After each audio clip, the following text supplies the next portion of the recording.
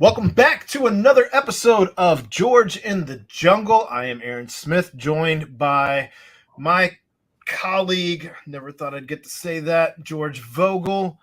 Um, but we will be bringing you everything that we have on the Bearcats, Bengals, and Reds from the last week or so, along with George's thoughts on local high school football and FC Cincinnati towards the end.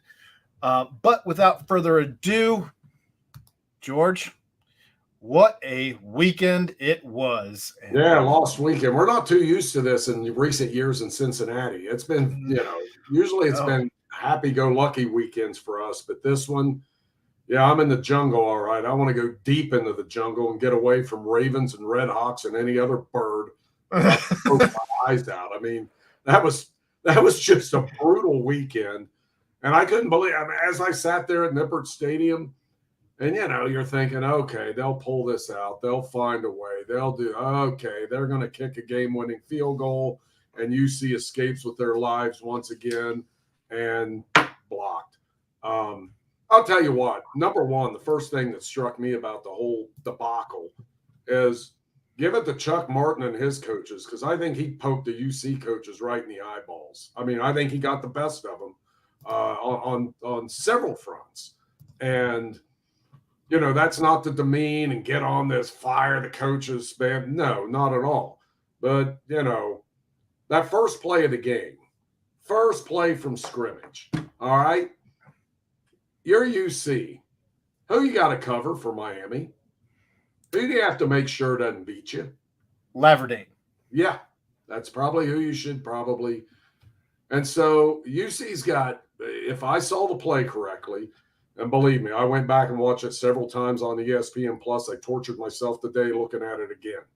You got three guys potentially on that side of the field that could be in coverage, and one freaking eligible receiver on that side of the field. And the corner's playing off, and then he decides, I'm going to walk up and get in this kid's grill. All right, that's fine. I love it. I love aggression, and you got a safety over there who might be able to help you on the top if you're going to walk up and get in that kid's grill. I didn't see the safety move. And then I saw the other guy go up on the line of scrimmage that could have been a potential cover guy. And there you are, one-on-one with no help over the top. And the guy who just went off for 250 plus or whatever it was a week ago. And look, if you're a coach, I mean, the defensive coaches had to be like, holy God, what's going on down there? How is this happening? Why are we in this situation? And boom. And you're thinking, okay, they could have called timeout and said, what the hell are you doing? Why don't you shade over there by the receiver if that guy's up in his grill?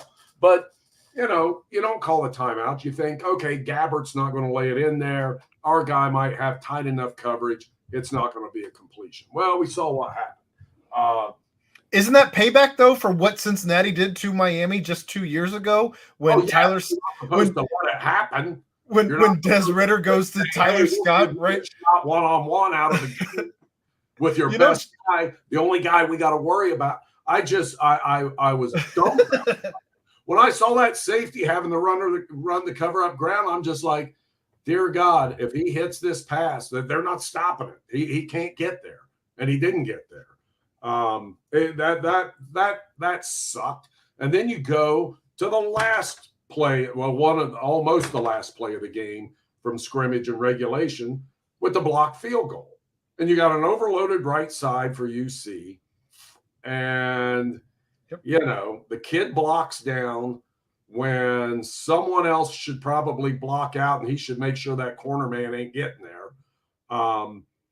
And that's one where they called timeout. The only way to rectify the situation is trust your kids or take a flag and you're 5 yards back, and you don't want to do that with a game-winning field goal. So I just felt like Miami stayed aggressive. I thought their coaches stayed aggressive. From the get-go, they were aggressive. And there's probably 15 plays I could point to that if they don't happen, UC wins that game. That's how big of a margin for error they had, and that's how big of a margin for error they blew. That game should have been won. But hats off to Miami. Really good game plan. And who the hell knew Brett Gabbert could run like that? Yeah, no one knew Right. that. I don't know if he knew that. He ended up with basically 70 some yards. I don't think he's rushed for much more than 150 in a season. And I mean, he's been playing since 2004, I think. But, an experienced quarterback, and I give the kid credit. No, you do. You give him credit. The kid did what he was supposed to do.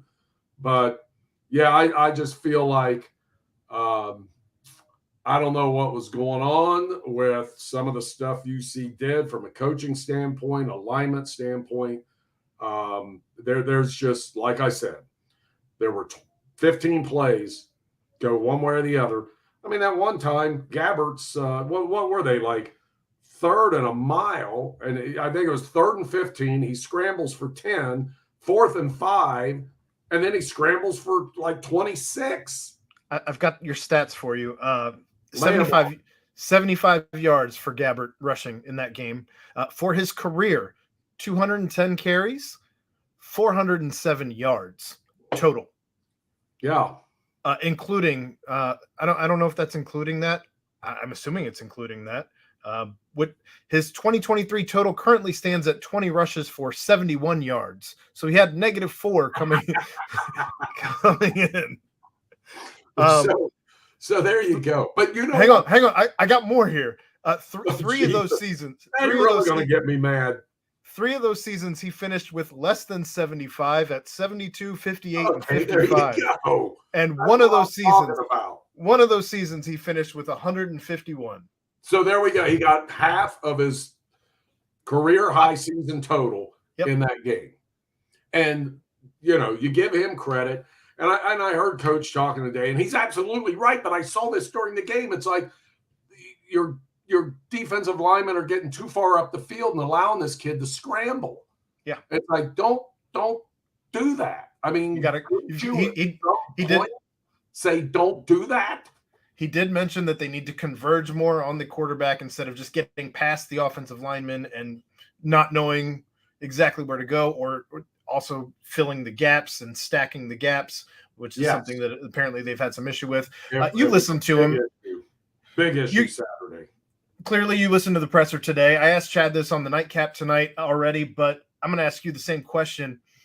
Some of the people on Twitter, some of the people on the BCJ boards have been a little down on Satterfield in the way that he carries himself after a loss, as if the loss doesn't affect him, as if the loss is not something that he really cares about, as if he's satisfied win or lose.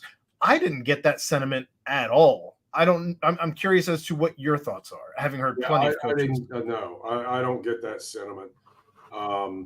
Look, fans are looking for somebody to slit their wrists when a game is lost. They want someone to come in there and cut their heart out and say, here, take it. That's not going to happen. It's a game of 18 to 22, 23-year-olds. Yes, you want to win. Yes, he's getting paid very damn handsomely to make sure it does happen. But every now and then, stuff's going to happen. Look, you play Miami every year, year after year after year, you're going to lose to them eventually. And you're going to lose games that hurt. You're going to lose games where you feel like you shouldn't have lost. That was the case Saturday. And I know UC, to this point now, probably has every advantage. But on the flip side, Miami's not just chopped liver. They're a good MAC program. They've been a good MAC program for years, forever. It's not like these guys aren't trying either, and their coaches aren't getting paid. I mean, it's weird things are going to happen. I don't say you just lay down and accept it. You fix it, and you figure out why it happened. But name me a school that never loses a game. And people might be upset that, Satterfield wasn't in there breaking chalkboards in front of them and stuff. But he is a low-key guy.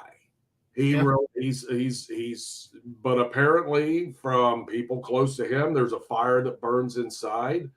We're going to find out. And I know this.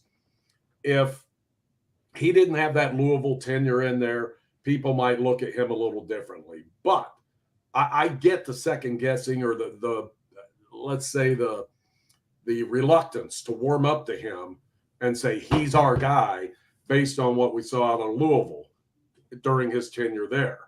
Yeah, while he may be from the Bible Belt, he's not a hellfire and brimstone type of guy, and I'm okay with that.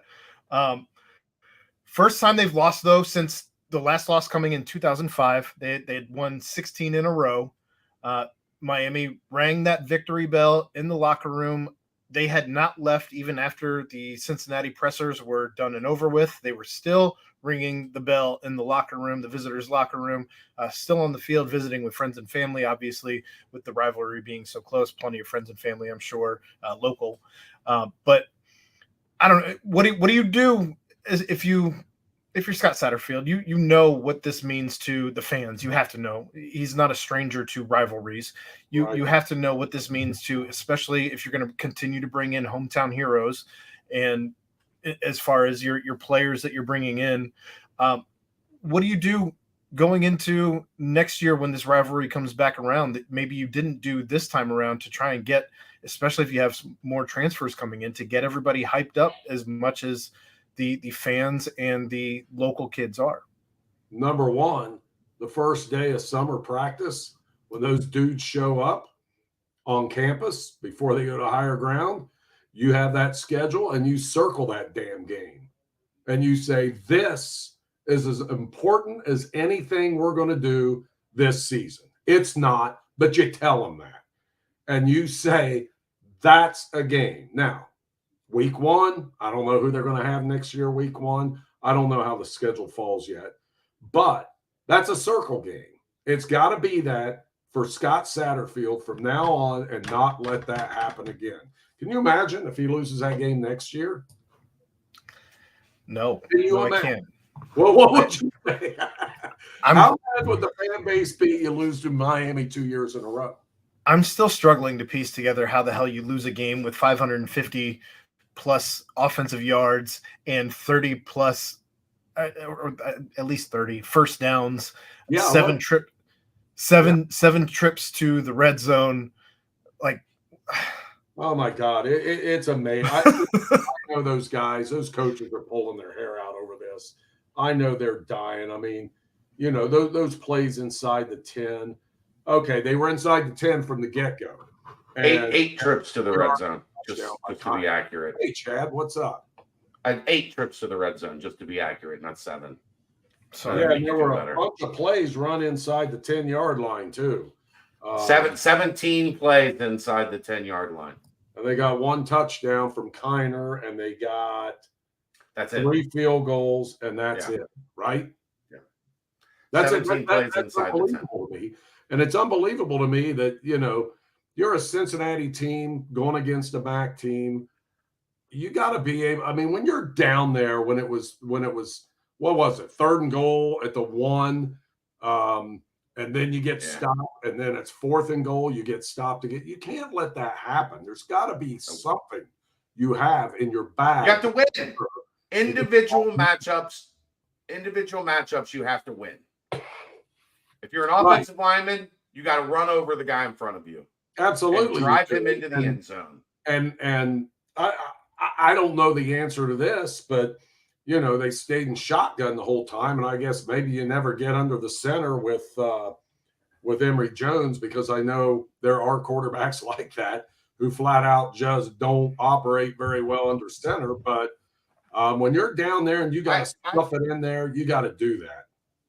I mean, I don't like taking a guy that never takes a snap under center and putting him in a high leverage situation, taking a snap under center. Like there's far more variance in that. Like I get it when there was a mix, but George, you got to realize a lot of these kids now, they've never taken a snap under center. Like well, I think they probably should learn, because a nice little quarterback sneak when you're down there on the is the sneak not in the playbook? You're pushing you in. I think that might work. I don't know. I'm not a genius. I'm just saying, like, it's not. I know. I'm just spitballing, but it's not something they do a lot anymore. Like 90% of kids, have probably never taken a snap under center, Well, I or you know, you can count it on one hand.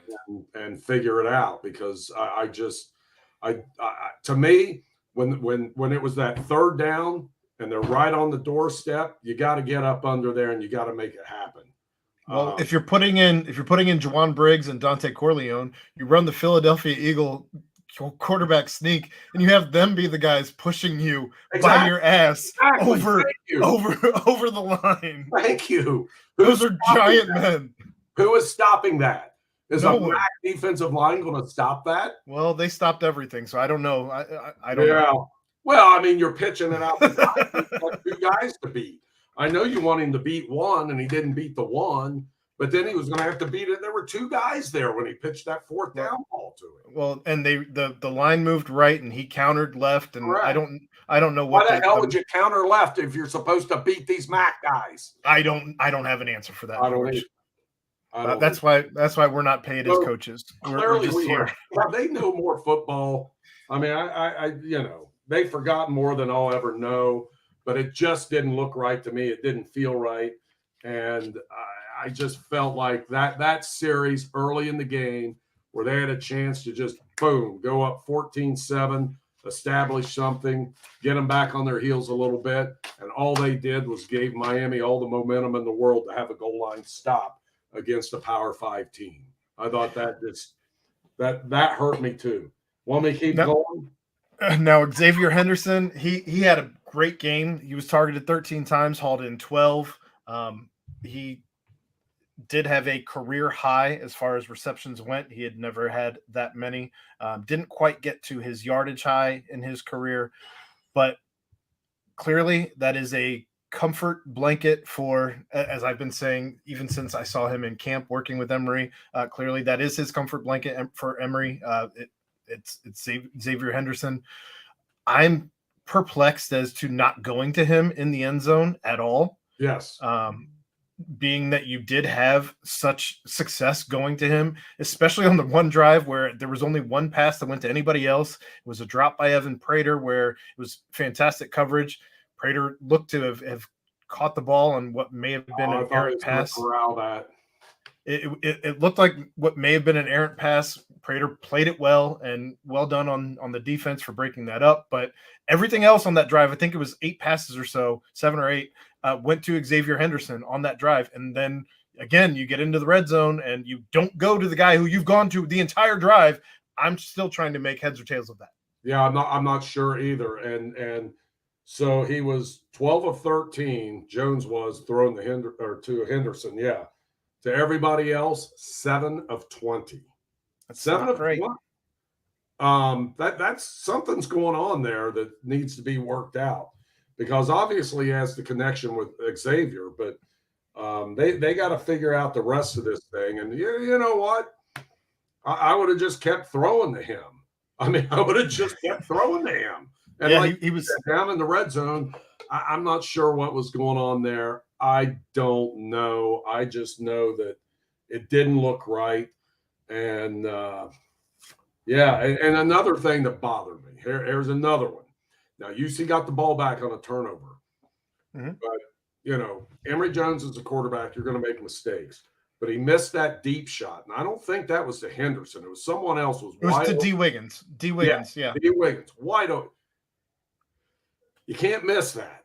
You cannot miss that. But you do. And then what happens the next play? I knew Chad was coming in for this one. A pick. I have a theory on that. I was standing right by it, so I think I saw what happened. When Emory Jones let go of the ball, D. Wiggins was running a straight fly route. Yep. But as the play developed, he didn't cut it straight to the post, but he started to go a little bit inside, which is kind of what you do to give the quarterback a bigger window, window to throw it into. But I think right as he cut inside a little bit, Emory Jones threw the fly route straight down the sideline. So when you look where the ball hit, it was about 3 yards to the sideline. where he had started to drift more to give him a wider range. And that's what I think created that little bit of separation there. Look, Yeah. that totally, yes. That's And my. that was I was good. literally standing on the sideline, basically where the ball landed on that play. So I got to see it kind of develop as it was happening. And I do think D just started to drift a little bit inside because he was wide open. He was past so this guy. wide open. I think- guess my criticism, and I hate criticizing kids, but maybe a little more air under that ball because he had him beat so badly. Well, but the problem is, George, if he stays on the fly route, right, it's right to him. He hits. It's right to him. No, I get it. So I think I there get was it. just a slight miscommunication or like a mistiming almost that is out of either of their control, because Wiggins did the right thing by trying to give him a little bit more surface area to throw to, but the ball had already been released at that point and went to the point of where he should have been if he had continued straight down the sideline. Well, I wish That's that what I other saw. kid would have done that on the first play. But then the next play's an interception. It's just such a oxygen sucking thing out of your team to miss a big play like that and then turn it over on the next play. Now UC got it back thanks to that fumble, or that forced fumble, I should say. Taj Ward, Yeah, well done play there, no doubt about it. So they got it back, so that was negligible there. But whew, that was a little sequence that bugged the absolute you know what out of me. So what did you think, Aaron? What did you think about the end of that game, the overtime? Miami just punched it right in the end zone. They did. And UC just kind of gagged. Well, it's what we've seen now for 2 weeks in a row where quarterbacks are picking on these corners. Yep. That's it. They're picking on the secondary. Even Deshaun Pace, he had some coverage issues earlier in the game. I want to say maybe first half, or early second half. But the corners specifically are getting picked on, and I don't see that as we enter Big 12 play. I don't see that slowing up until the corners can prove themselves. And as of now, you've got to figure out, first off, you got to figure out how to not draw pass interference. Correct. Plain and simple, because that's been a bugaboo now for 2 weeks running, and that's going to continue into the Big 12, especially when you're going against quarterbacks like Dylan Gabriel. He's going to take advantage of that. He is on fire right now. So that's something that I guess I wasn't shocked that when you start picking on the corners, especially towards the end of the fourth quarter, you're going to continue to do that in overtime, and it worked out. Yeah, certainly that's something Miami looked at when Pitt needed something. They played that game, outside, fly down the sideline, try to get a PI, and they got them in Pittsburgh. And Miami did the same on that fourth quarter drive. I think there were two of them there. Yep. And it's just like, and one of them I heard Coach Satterfield, and I don't know if it was today or maybe it was Saturday night. He seemed to take issue with one of them. Yeah, he did. And when the defenders turned around, how is that pass interference? Exactly. I think, and I feel like I saw maybe somebody in the NFL comment on this, where when you have an underthrown ball, I feel like the referees don't understand. It's not that they don't understand, but they're more flag happy to throw it on a defender who's making a play on an underthrown ball than they are something that's a jump ball, simply because you're watching the receiver, not the cornerback per se. Right. As they're trying to make the same play on the ball, but the defender has better position. And unfortunately, it just seems to be one of those things where it's becoming, at least this season, it's something that Cincinnati's being called on, even on those underthrown balls, as opposed to something that you just let play out. So I don't know. I don't know how you play it any better than having your head turned around at the ball and not having hands on the corner. If you're going to call something at that point, I guess you could call defensive holding if that happened beforehand, and that's a different call than pass interference. But that was a tough call to be sure. And it's certainly something Miami was trying to force the issue on because obviously they saw what happened the week before. Right. And we're going to see the same thing this Saturday. But hopefully, and correct me if I'm wrong, but everything I've heard since that game out of Coach Satterfield's mouth, they're more than aware of it, and they know they got to fix it somehow. And they got to go to work on it and, clean up the technique or make sure they have the right technique called for when you're heading down that sideline and don't have safety help. And he's got to fix. He said he wanted to throw some mix up some of the coverages and stuff too. This going into this week, obviously, when you have 3 receivers coming in from Oklahoma that just eclipsed 100 yards this past week, albeit against a foe that is arguably not at Cincinnati's level, that you don't expect them to have quite the same level of success as they did last week. I like to look at trends, and I saw that Oklahoma puts up over 70 week 1. They put up only 27 week 2. They put up over 60 week 3. So maybe they're due for, back around the 20s again. And if that's the case, then maybe Cincinnati can make a game out of this one. So I would like to think that. We'll see if the pattern can repeat itself. Obviously, Nippert's going to be on fire with the Big 12, or I'm sorry, the Fox show, the Big Noon kickoff. There we go. Big noon. Yeah, and hopefully the fans bounce back and don't sell their tickets to Oklahoma fans because of a loss.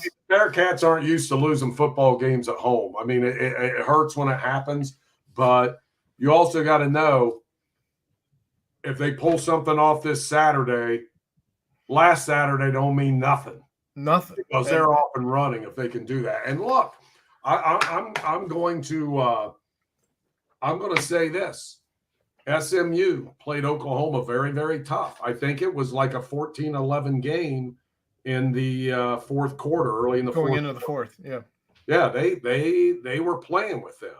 So it can be done.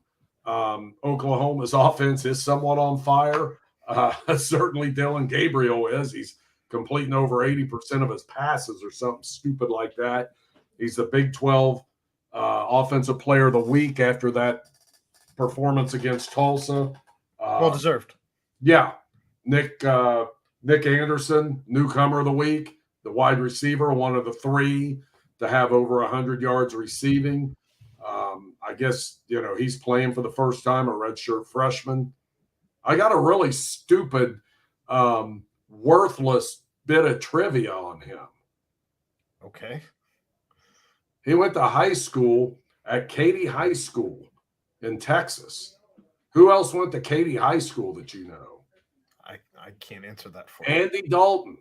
I that would have been my guess if I was sitting in high school. Yeah. If I was sitting on the Who Wants to Be a Millionaire, that would have been my guess. I would have been your lifeline. But no, the only reason I know this crap is I went down to Texas when it's probably the first time the Bengals played the Texans down there when Dalton was the quarterback. And I went out to that high school and saw their setup. And it was a good football setup. I mean, high school football down there is a thing, just like it is around here. In some parts, it's nuts, but they have quite a tradition down there. But anyway, that's your useless trivia. That's neither here nor there. But I happened to stumble across that today, looking at the Oklahoma roster, and I'm like, Katy, I know that school. I've been there. And it's like, holy crap, that's the guy. I have a fun fact for you. This comes courtesy of J. Williams Cincy of the Cincinnati Enquirer, Jason Williams. But 12,000 plus cans of Cincy Light were sold inside Nippert Stadium last Saturday, and the stadium is fully restocked and ready for this weekend against Oklahoma. 12,000 cans of Cincy Light. George. The other can, because I think I had 11,999 myself. At least my bank account looks like that. Well, so what happened to where you were in Columbus before the game and you showed up a half hour before kickoff, George? Oh my God. Well, I went up, we had kind of a little, I wouldn't call it a family reunion, but my cousin had something going on at Buckeye Lake. And do you really want to hear this whole story? I was just worried that maybe you were on a recycling trip in Columbus, forgot what city you were on. Maybe you woke up in the middle of the No. street. I didn't know. I was concerned for your well-being. I just wanted Well, to make you sure would have everything been was Friday okay. night. God, I shouldn't even tell this story, but so my 70-year-old sister. So we're all staying in this big room. Now I haven't been in a room sleeping with my sisters since I was like 10 years old. And I made mention, oh God, I shouldn't tell this story, but I made mention that I didn't bring my melatonin. I'm like, I'm really tired. I need to go to sleep. That's around midnight, 12:15. I'm like, I think I'm good. Well, then this sack hits by my head. And my sister goes, here, try one of these. So it was some kind of, I thought it was like this CBD gummy thing. So I'm like, and I'm looking at it, I'm like, well, there's nothing bad in this. So I took kind of half of one. And I don't know what they put in this stuff, but and it's they sell it in Ohio. So are you allowed to sell stuff in Ohio that gets you like? You can sell CBD. I don't know. Maybe it was a mix of whatever you had drank that night on Well, top of. It said Delta 8 and it had like a little picture of Pac-Man Jones on it, which should have been my cue. And so, what? Am I getting in You took trouble? a picture. You took a picture of something that had Pac-Man Jones's picture on it. Yeah, I took a bite. I know. Well, I didn't see it until after. When I started going, because I sat up and I go, guys, I got this. I mean, I feel like I could run a marathon right now. I don't know what's going on. And so I go, let me see those things and I'm looking at it. And that's when I saw Pac-Man's picture. I didn't Just see staring back at you. Well, yeah. Staring back at He you. was But how talking can you to buy him. that in Ohio? I thought you had to have like a card, and my sister doesn't have one. You can get it in, I guess, somewhere, Michigan maybe, or Colorado. But I figured if something over the counter in Ohio cannot get you messed up, and this thing, I mean, I knew I was in trouble because I took a little more than half, and I threw the other part to my wife, and she took it. And 20 minutes later, she can't quit laughing. I'm like, something's going on here. In the chat, in the chat they're saying, "Oh no, not the Delta 8. That's synthetic THC, basically." Is that what it is? That was a complete. I had no idea. And I'm telling you what, I'm not doing it again. Your 70-year-old sister dosed you. Yeah, she did. And my 71-year-old sister spent the next 2 hours just lambasting her for doing that. Like, she killed her. It was like a 2-hour comedy show. And I'm like, I'll be all right. I'll be all right. I did not go to sleep till probably close to 3:30. So henceforth, the whole day got pushed back. Because isn't that stuff supposed to wind you down? I mean, I was bouncing off the wall. Eventually. Well, I was bouncing off the walls. And so my 71-year-old sister is berating my 70-year-old sister that she poisoned our little brother. And it was so funny. How was there not a camera for this? That really happened.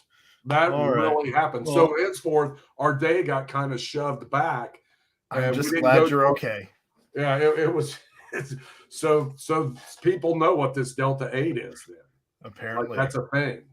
Apparently. Oh, God, well, I got off track there. That's all right. We all enjoy a little story time with George here. So so bad. Rule number 1: never consume anything with a picture of Pac-Man Jones. I agree. I didn't see it at first, and I thought it was just like a CBD thing because I used to have this stuff, CBD oil you put under your tongue to try and sleep, and it never worked for me. It really did. It's melatonin or bust for me, I guess. But yeah, you're right, Chad. Certainly not Delta 8. Huh? Certainly not Delta 8. That didn't put you to sleep. No, and someone told me there's a Delta 9. Yeah, the Delta 9 is I've never had it. I've heard that's supposed to be How is it essentially legal? THC. How is it legal in Ohio? All right. I don't know either. So, kids, stay away from those bags of gummies. Kids, stay away from Pac-Man Jones. All right. Moving on. Sorry, we got to talk about the Bengals at some point, right? We do. And what better way to hold on. One last thing. Bearcats Yes. have a chance? I mean, look, the spread right now, or at least when it opened, was 14.5. Cincinnati was favored against Miami by 14.5. I'm just saying, stranger things have happened. I think I'm going to take the Bearcats. Well, we've been taking the Bearcats, and so far it's worked out 2 of 3 times. So just saying. So the Bengals, because misery loves company. The Bengals had another rough weekend as they hosted the Baltimore Ravens. Joe Burrow may or may not be playing next week. Who knows? That's a big issue. I don't know what's going on with him and his calf injury. But the Ravens did take down the Bengals 27-24. Closer game score-wise than it felt watching it at all the entire game. I'll say that. Finally, Joe Burrow finds the end zone with T. Higgins, not once but twice. Jamar Chase is rumored to be frustrated from what anybody who was at the game said with his on-field just body language.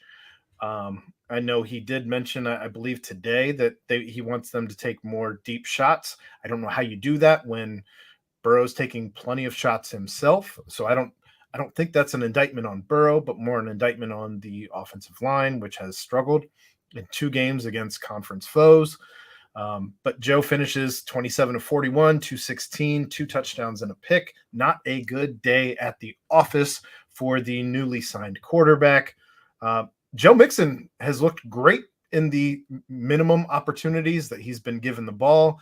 Yep. This play caller in Zach Taylor does not like to run the ball very often. He's been pass happy all season so far, all 2 games. I don't know. It's frustrating to watch. I don't feel like the defense has looked like the defense of last year thus far this season. I don't feel like the offensive line has looked like the offensive line thus far of last season. And I know plenty of people are saying that we started off 0-2 last year and not to worry. I don't feel like this team, as of what I've seen right now, I don't feel like this team is capable of ripping 10 in a row. I know. What do you think? I totally agree. It's a different look. 0-2 felt bad last year. At this time, we were all sitting there going, "What's wrong with this team?" They tried, they supposedly fixed the line. Everything looked disjointed. Joe didn't have time to do anything against Dallas, and he certainly didn't have time to do anything against Pittsburgh in that home opener. Everything was just disjointed. Yeah. And it kind of looks like that offensively again. The problem is this year, you got a Joe Burrow that's dealing with that calf injury, and God knows if he's going to play Monday night against the Rams or not. God knows if he should play against the Rams or not. Right. And getting back to Jamar Chase, he may be the smartest guy in that locker room because he's the one that said in training camp, maybe Joe shouldn't play the first couple of games. He just did. So he knows for sure. And we, just to be safe, because we need him for the stretch and the meat of the schedule. We don't need him in September. And there's something to be said about that. He should also be mad as hell about the fact that he's not been given a single route thus far in the season that has taken him over the middle. Everything is either straight up on either side of the field or something that from the inside as a slot guy that goes back to the outside of the field. What are you doing? Frustration. And I get it. I think he's right. I think even if your quarterback's getting hurried or whatever, every now and then with a talent like Jamar Chase, you just got to put it up there and let the guy go make a play because he can do that. That's when he's at his best. He wins the 50-50 balls. Lob one up and let him go get it. And he did have a touchdown that he dropped. Yeah. That was it hit him in the hands, and great pass breakup by Well, Baltimore on that. Yeah, that defensive play was Mhm. generally he does not let that ball get punched Correct. out of there. He's got as strong a hands as any receiver that I remember the Bengals having. I really do believe that. And that shocked me when that ball came out. I thought that was a touchdown. And when I saw that thing bounce, I'm like, no way. That was a great dig by that DB. I mean, yes, give him credit. That's not easy to do with Jamar Chase. But there's got to be more balls like that, even out in the open field, where it's a 50-50 ball and Chase makes that play. And I think the guy's on to something. And I know this has happened before with him, where there's been a little – I remember last year, or maybe it was his rookie year. I think it was last year. He got a little like, we're being a little too conservative and not taking deep shots. He's really good at that. And I don't know why you don't just fire it up there a few times a game. And Joe's smart enough to know. And they can, they every now and then they can probably do their own thing and not make Zach too darn mad and just go for it if they see something. Because I think Zach trusts them to do that. So I don't know what's going on there. It is disjointed. And it is a different 0-2 feel than last year because of that injury. And I don't know. Look, I poo-pooed it in the preseason. I thought it was a minor injury. I thought it wasn't going to be a big deal. And I thought if they rested him the way they did, and it ended up being, 5 weeks or whatever, where he didn't do a whole heck of a lot. But this is a problem. I don't know what's going on there, but those soft tissue injuries, you just got to go with what the guy's telling you he feels, because it's really, really hard to judge. And man, it's not good. I mean, they got the Rams coming in for the old Ring of Honor game coming up Monday night. Winnable game for sure, but the Rams actually played pretty well against the Niners. And I don't know. I don't feel good about any of this right now. I wish I did, but I just don't. What do they got? They got Rams at Tennessee, at Arizona, all winnable games, especially if you have Burrow as your quarterback. They're very winnable, but without, if Jake Browning's your guy, I don't know. And yeah, it all depends on Joe, but I'm really concerned. Even if he comes back Monday, I'm concerned at some point we're going to see him hobbling off again. And that's not doing the team any good at all. Even if Browning's not your guy, your only other options are Will Grier, or go out and sign a Carson Wentz or a Joe Flacco, or the options in the free agency aren't great. Hey, I'm a little. You got to have it's hard in today's NFL to have a capable backup. Teams do it. You had one. You let him go to San Francisco. I agree with you. I would keep him. Yes. I would keep Brandon out. He doesn't put the team on his back and carry you over the finish line, but he's competent. He knows his system, and he's won games here before. I think that's the most frustrating part of the season that's right weird now for me. I don't get it. I don't get it, because it's hard to keep a backup or have a good backup, because they're all searching for starting jobs. They want to start, and they can jump around now in today's NFL. But that's a guy they probably could have kept, because maybe a backup. Maybe that's what he saw in San Francisco, though, is everybody got injured, and somebody's going to get a chance out there when everybody gets injured. That really could be. And he's sitting there going, Brock Purdy? Really? I got to be able to. But Brock Purdy's been pretty damn good. It's frustrating, though, when you see you talk about the Rams being a winnable game, also the Titans being a winnable game. Both those teams have something that Cincinnati does not have right now, and that's a win. And I don't know that I feel confident right now that this team is going to beat anybody until I see them beat somebody. And the way that run defense has been, and granted, the Browns and the Ravens can both pound the ball, and a lot of that was Lamar Jackson on Sundays. he looked like Brett Gabbert. But look at Tennessee and their running game. I mean, you got Derrick Henry, and if if you're not dealing with him, you got the kid out of Tulane. Tyjae Spears. I mean, I think that kid's going to end up being a pretty darn good, as long as he's healthy. And he had the knee issue in the past, but right. That kid's a load, and we saw that at Nippert last November. Yeah, it'll be interesting to see what this team can do. I feel like some of the we talked already about Brandon Allen, and that I think that some of the contracts that they saved pennies for, because I don't know how much they actually saved off the top of my head. I haven't done that research, but I can't imagine what they saved in not re-signing a Brandon Allen, not bringing back either of your safeties and Jesse Bates or dude that we got from New Orleans, Bell. Von Bell.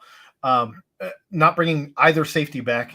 Clearly, you're running into issues at this point already in the season. Not that Dax Hill has been bad at safety, but it's a different feel for this defense. It's a different feel for total different feel. I agree. I think that safety thing's probably a little bigger than maybe we're giving it credit for. That probably those two back there, even though maybe in the regular season last year, maybe Jesse wasn't the Jesse we saw before, but he sure cranked it up when he needed to.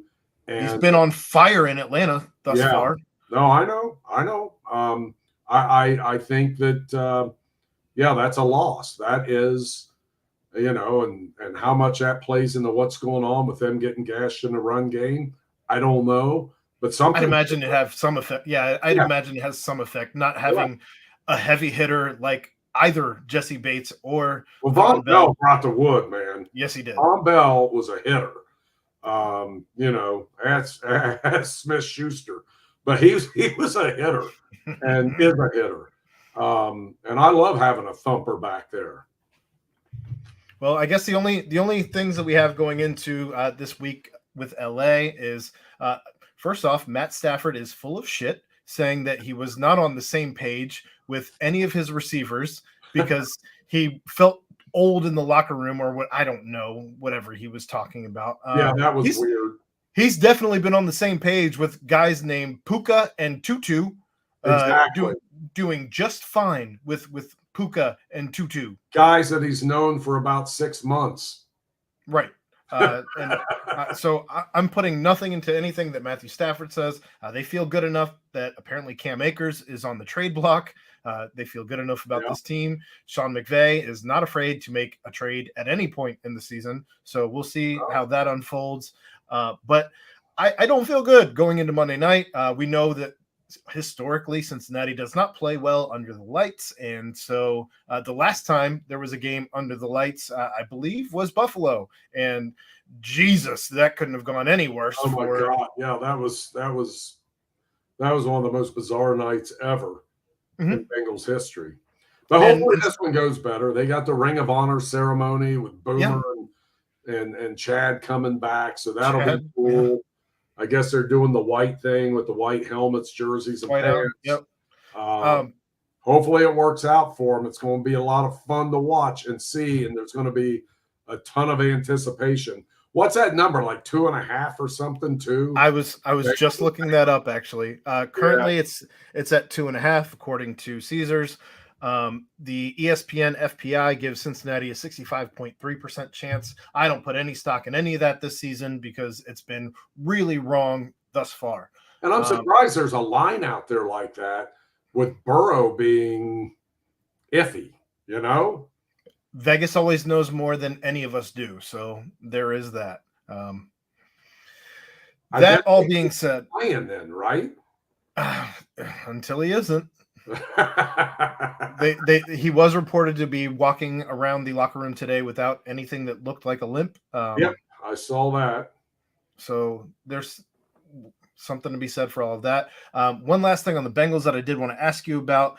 This week, the Bengals brought one AJ Green back on a one-day contract to sign and retire as a Bengal. This is very out of character for the Cincinnati Bengals to do anything like this, as you could have potentially done something like this with, I don't know, a Corey Dillon or a Carson Palmer or a Chad Ochocinco, a TJ Houshmandzadeh, an Andrew Whitworth. You didn't do any of those things with any of these guys, but times they are changing around here. Yes, they are. So what did you make of that story as AJ Green came in and signed a one-day contract to retire as a Cincinnati Bengal? First of all, I love it because I don't know if you've ever dealt with AJ Green, but what a prince of a man, a prince of a man. Just an absolute. I remember him as a rookie, and he came to, so he's from Georgia. And, they have all the great facilities there, everything, and it never really gets cold in Georgia. Well, it gets cold in Cincinnati, and guess who didn't have an indoor then when this kid's a rookie? I remember him coming in off the practice field in November. It was cold as can be. It was cold as a witch's you know what. They come in off the field, and we wanted to talk to him. It's like, AJ, can we talk to you? He goes, in a minute. My feet have never been so cold in my life. And it's like, welcome to Cincinnati, bud. Every other NFL team up here has an indoor, but you found the only one that doesn't. Back then, they do now. Yes, now they do. God bless them. They have a bubble. But that thing should have been there 20 years ago. But anyway, I will never. Great man, great guy. I love that they did that. And I think that is some of the changing of their way of thinking. That's why there's now Ring of Honor. And I think, I think the younger kids in the family are starting to get some people. They get it. Right. Yes. Yeah. You see that with the Ruler of the Jungle thing and some other things they've done. And I'll tell you what. Even the Ring of Honor. It's so crazy. It may get so crazy that someday there would be a statue of Paul Brown outside that stadium. Now you're going too far. I know, I'm going over the top here. and I think Mike's response is Dad wouldn't want that. But, you go down the Great American Ballpark and, it looks like an art museum. There's so many statues. And you go down the Paul Brown Stadium and you see concrete. Oh, maybe a couple Bengal murals now. But, it's time for them to do something to honor the history. Whether it's I'm not saying build a full-fledged Hall of Fame, although that would be really cool and kind of nice. It doesn't have to be overly big, but it's time for them to do something like that, in my opinion. What do you think? Does that even matter? I think it matters. I mean, I feel like annually the Bengals are voted towards the bottom of the league for how, just visitor friendly the stadium is. And yes, they've done something with decorations and murals and different things that they've put up around the stadium. But at the end of the day, it feels like a concrete prison.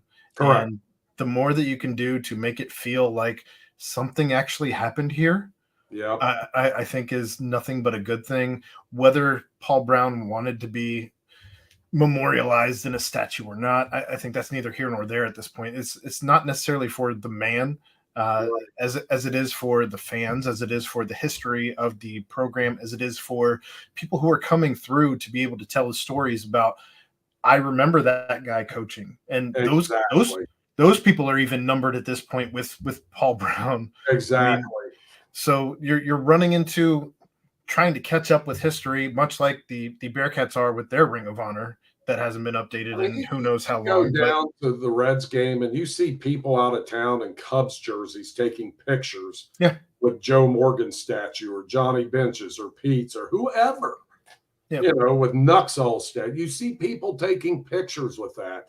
And it's a fan thing. And I got to think if there was a Munoz statue and a Brown statue out there, there would be a lot of pictures being taken with fans there saying, wow, I'm here.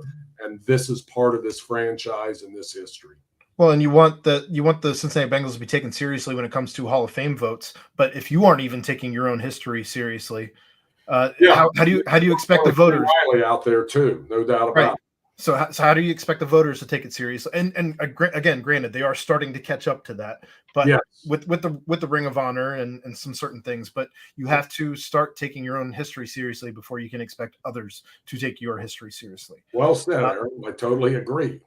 Moving on to the Reds, it seems they did fall tonight 7-0 as Fernando Cruz got the start because that's what we're doing these days. We don't have starters anymore. We only have bullpen, and God bless them. They've been busting their ass all season. The bats did not give them any help today. Last I saw 2 hits. How many they finished with? I'm checking for you right now, but with 0 runs, that's not going to help anything at all. I'm not going to feel any better.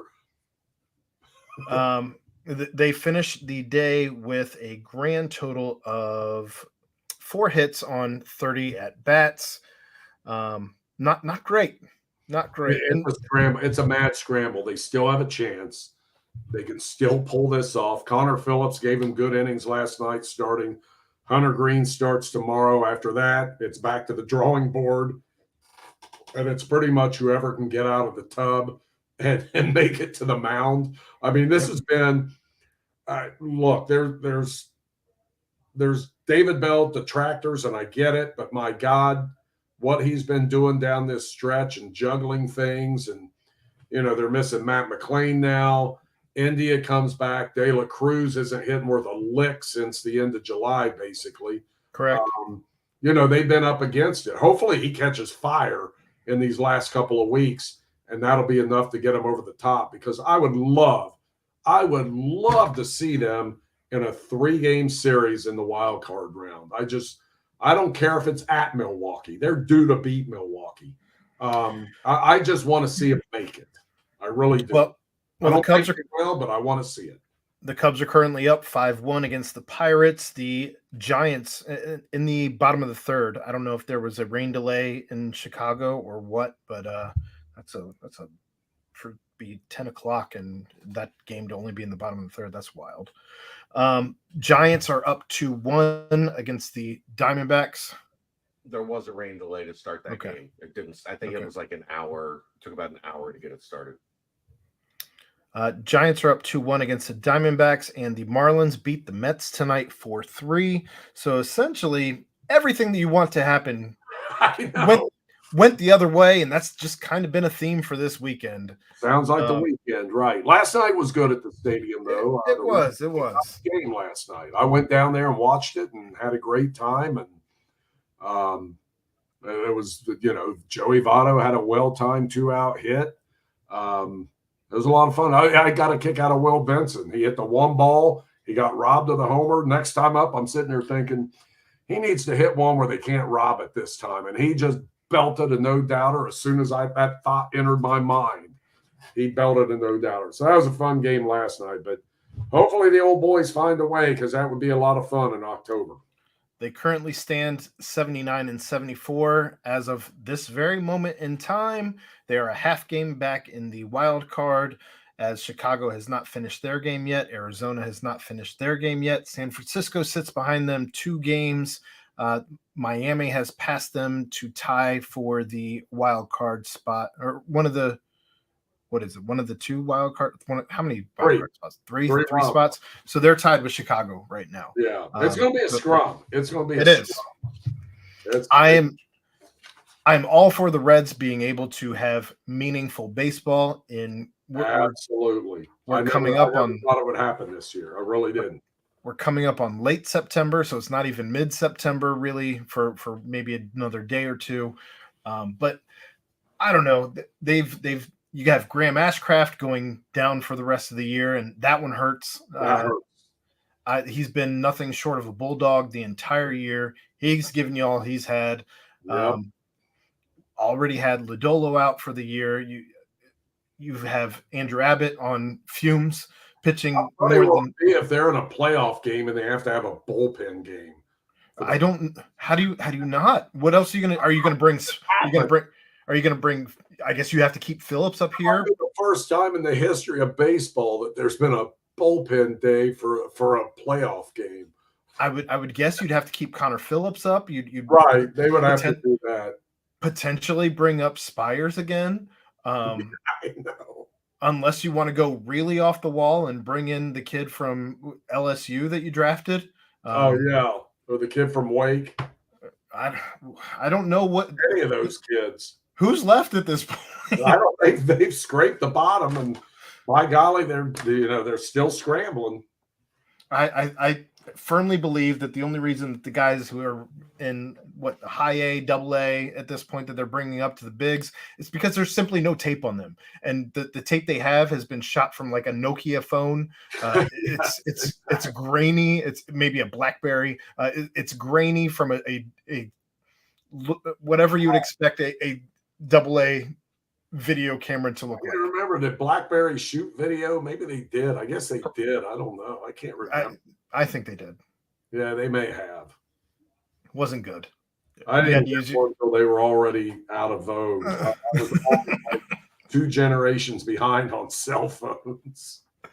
I don't know. It's fun that they are still in the thick of things. You heard Joey Votto give his thoughts on what could be potentially his last homestand last night. Yep. Interesting. You and I had a chance to listen to it together before we started the show. Interesting words out of Joey Votto's mouth. Yeah, he's not writing anything off. He's not saying that he thinks it will be his last. He probably doesn't want to think about it, and he kind of alluded to that because it's tough to get to the end and say this is the last time I'm going to do this when I've been doing it that long in this city in front of these fans and all that. He just turned 40.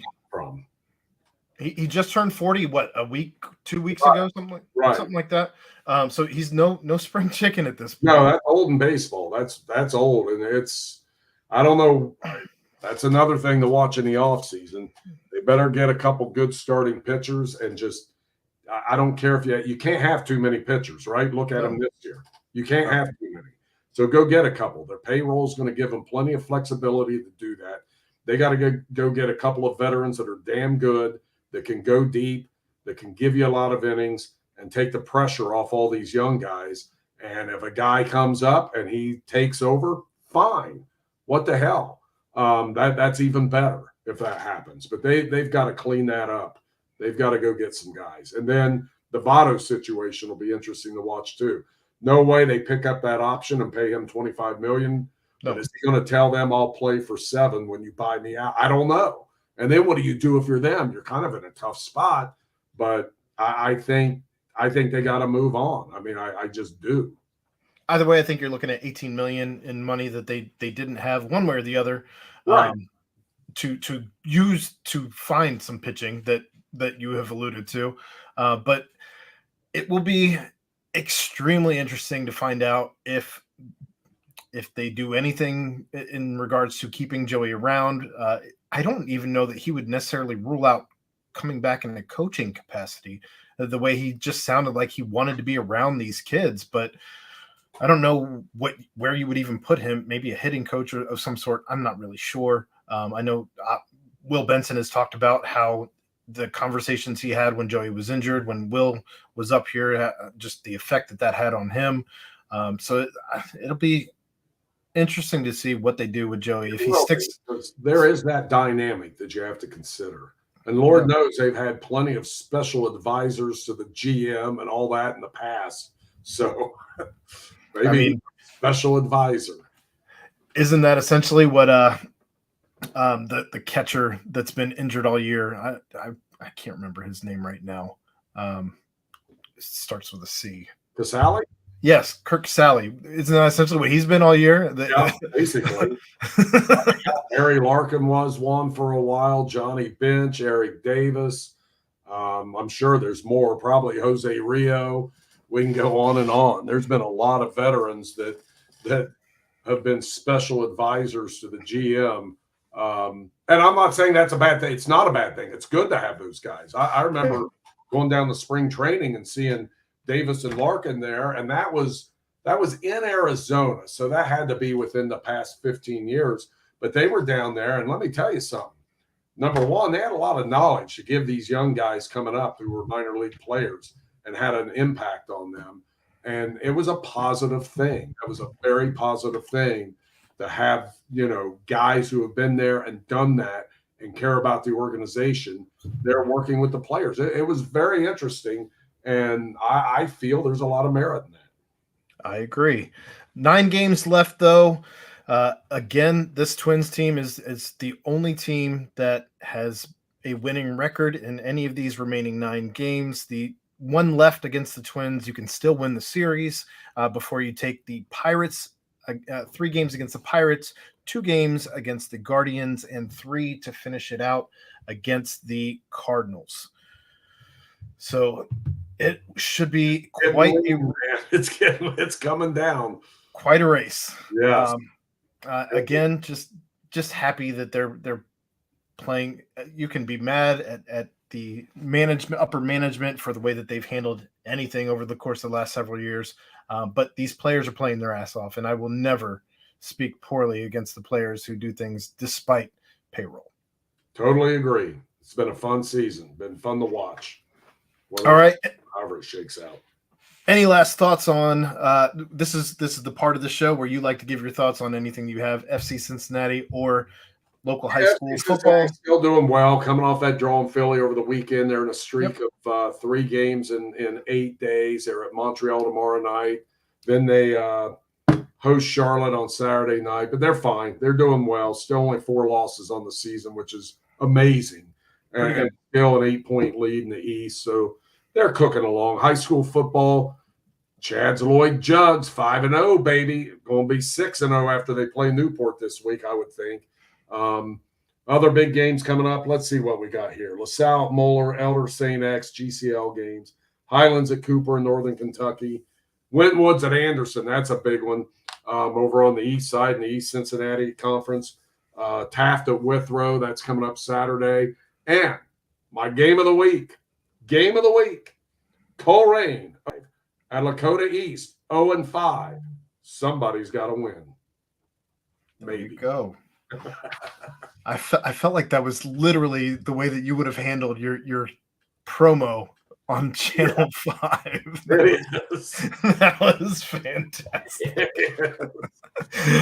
All right. Well, thank you to those who hung around with us tonight in the chat and download us on the podcast. You can download us wherever you get your podcasts.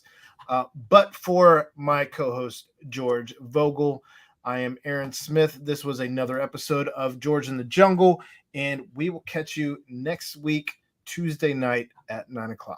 Tonight it's a Delta 1.